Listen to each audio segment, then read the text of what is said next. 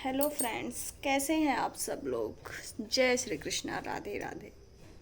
आज हम लोग खनिज लवण के बारे में पढ़ेंगे। सबसे पहले खनिज लवण क्या है, तो खनिज लवण हमारा एक पोषक तत्व है। कैसा पोषक तत्व है, तो खनिज लवण जो होता है वो अकार्बनिक रासायनिक तत्व होता है। अगर हम बात करते हैं हमारे शरीर के कुल भार का कितना प्रतिशत भाग जो होता है वो खनिज लवण का होता है, तो 4% भाग जो होता है वो क्या होता है, खनिज लवण का होता है। उसमें से जो 2% भाग होता है वो किसका होता है, तो कैल्शियम का होता है। आगे हम लोग देखेंगे कि खनिज लवण कितने रूपों में पाया जाता है, तो खनिज लवण जो होता है वो हमारा 3 स्वरूपों में उपस्थित होता है। पहला हमारा जो होता है खनिज लवण स्वतंत्र रूप में उपस्थित होता है। अगर हम बात करते हैं कि खनिज लवण स्वतंत्र रूप से कहाँ पर उपस्थित होता है, तो हमारी कोशिकाओं में विद्यमान रहता है। वहीं अगर हम दूसरी बात करते हैं तो दूसरा जो हमारा खनिज लवण होता है वो यौगिक के रूप में उपस्थित होता है। यौगिक का मतलब क्या होता है, जोड़। कह रहा जब 2 या 2 से अधिक खनिज लवण आपस में मिल जाते हैं तो खनिज लवण यौगिक का निर्माण करते हैं। जैसे अगर हम बात कर लेते हैं सोडियम प्लस क्लोरीन अगर मिलेगा तो किसका निर्माण होता है, तो सोडियम क्लोराइड का निर्माण होता है। अगर हम बात कर लें कैल्शियम और क्लोरीन मिलेगा तो किसका निर्माण करेगा, तो कैल्शियम क्लोराइड का निर्माण करेगा। वहीं अगर हम बात कर लें कैल्शियम और फास्फेट मिलेंगे तो किसका निर्माण करेंगे, तो कैल्शियम फास्फेट का निर्माण करेंगे। तो ये हमारे जो होते हैं वो यौगिक के रूप में होते हैं। अगर वहीं हम तीसरी बात करें, तीसरा जो हमारा होता है वो कार्बनिक यौगिक के रूप में खनिज लवण पाया जाता है। कह रहा जब खनिज लवण में कार्बनिक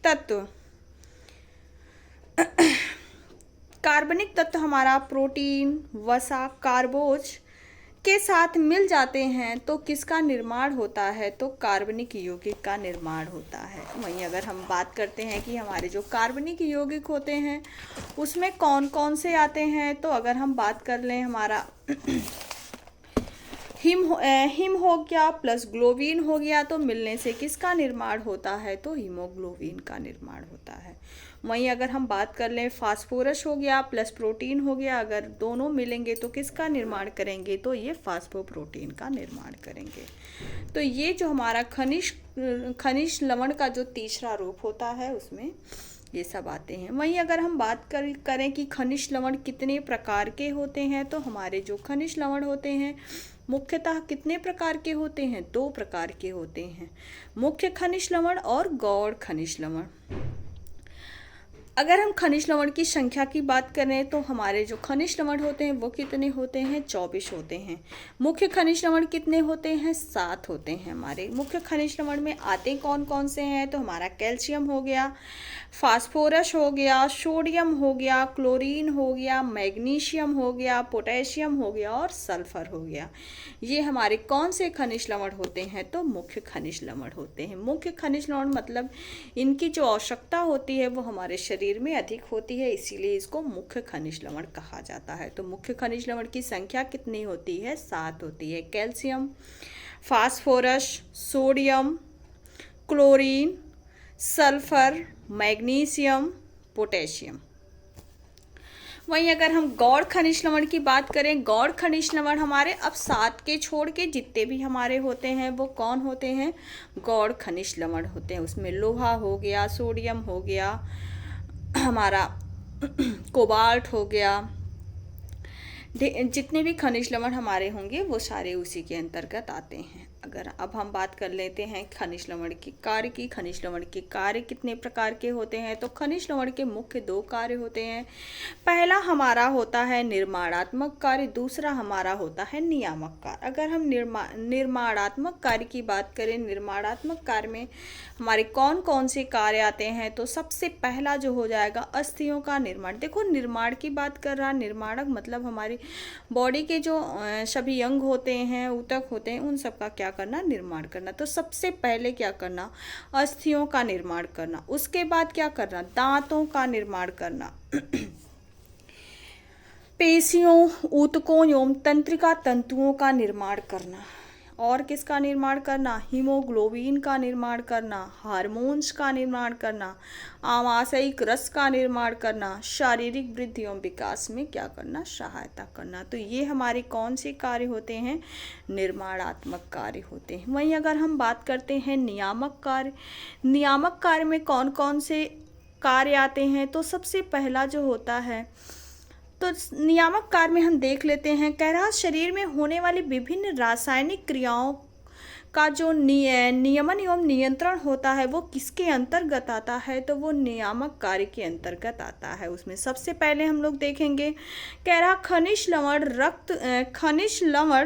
रक्त में अम्ल और क्षार के संतुलन को क्या करता है, बनाए रखता है। जो हमारा खनिज लवण होता है वो क्या करता है, जो हमारे अम्ल होते हैं और हमारे क्षार होते हैं उनका जो संतुलन होता है उसको क्या करता है, बनाए रखता है।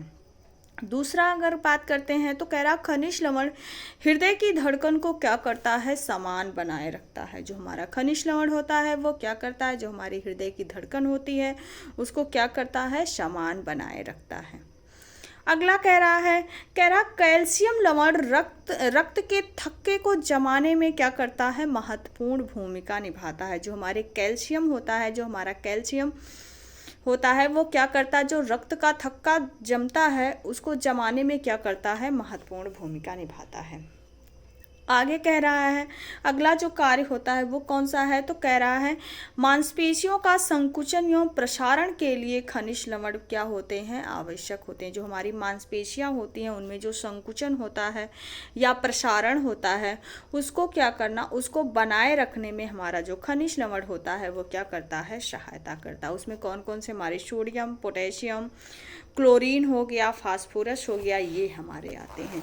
तो ये हमारे जो होते हैं वो खनिज लवण के कैसे कार्य होते हैं, तो खनिज लवण के नियामक कार्य होते हैं।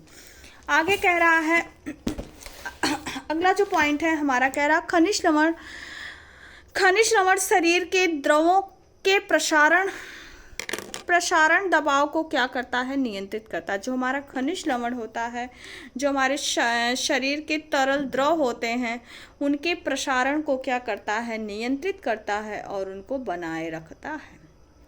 आगे कह रहा है नाड़ी संस्थान को स्वस्थ तथा संवेदनशीलता को बनाए रखने के लिए खनिज लवण क्या होता है, आवश्यक होता है। जो हमारे नाड़ी संस्थान होते हैं उनको स्वस्थ बनाए रखने में तथा संवेदनशील बनाए रखने में जो हमारा खनिज लवण होता है वो क्या करता है, सहायक होता है। अगला पॉइंट कह रहा खनिज लवण भोजन के उपापचय में सहयोग भी करते हैं। जो हमारे खनिज लवण होते हैं वो क्या करते हैं, जो हमारे भोजन की उपापचय क्रियाएं होती हैं उनमें भी क्या करते हैं, सहयोग करते हैं।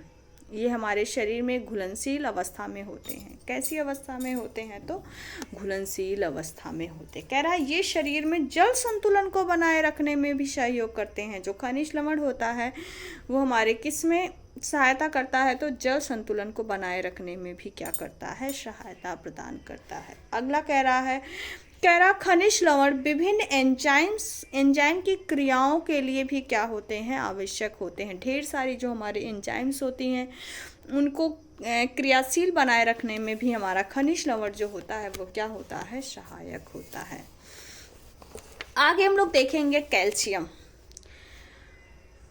तो कह रहा जो कैल्शियम होता है हमारे कुल शरीर भार का कितना प्रतिशत भाग कैल्शियम का होता है, तो हमारा जो खनिज लवण होता है वो 4% होता है। उस 4% में जो हमारा 2% होता है वो किसका होता है, तो कैल्शियम का होता है।